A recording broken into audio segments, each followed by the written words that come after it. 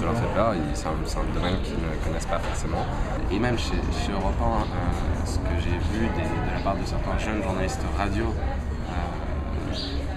qui ne connaissent pas le web, mais c'est pas de la mauvaise volonté, c'est juste que eux sont des excellents journalistes radio, mais ils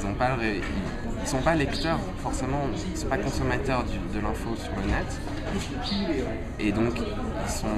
ils peuvent pas forcément comprendre par exemple ce que Europe1.fr va attendre d'eux parfois, et ça vient, eux sont des très grands consommateurs de radio, connaissent leurs concurrents, mais comme personne ne les connaît, ils maîtrisent les codes de la radio comme personne, mais à partir du moment où ils sont pas consommateurs de web par eux-mêmes, je pense qu'ils peuvent pas forcément imaginer comment on peut produire de l'info sur le net. Le premier truc vient de là, je pense,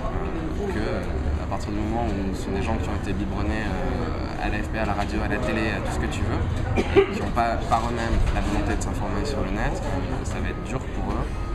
et c'est sans doute ça qui explique, mais je pense que ça va très vite évoluer.